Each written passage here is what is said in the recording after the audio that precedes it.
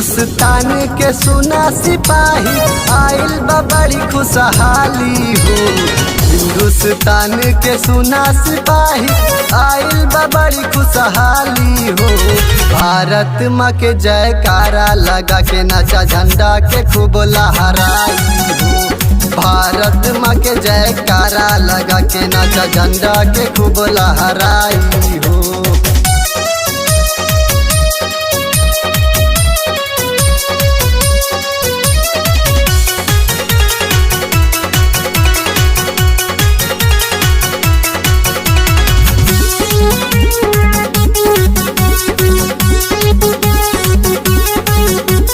हिंदू मुस्लिम सिख ईसाई, सिख ईसाई वो सिख ईसाई भारत माँ के जयकारा लगाई, जयकारा लगाई।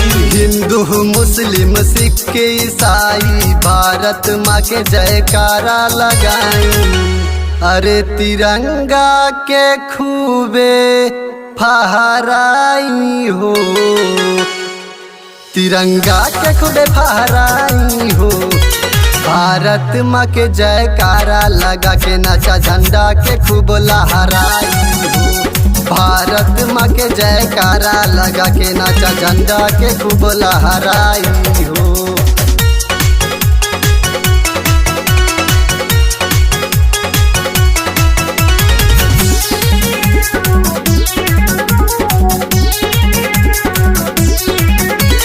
पंद्रह अगस्त देश आजादी, देश आजादी हो देश आजादी। सबके त्योहार है सुना संगी साथी, संगे साथी सुना संगे साथी। 15 अगस्त देश आजादी सबके त्योहार है सुना संगी साथी।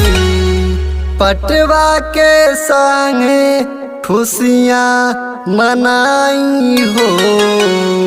अरे पटवा के संगे खुशियाँ मनाई हो। भारत माँ के जयकारा लगा के नाचा झंडा के खूब लहराई हो।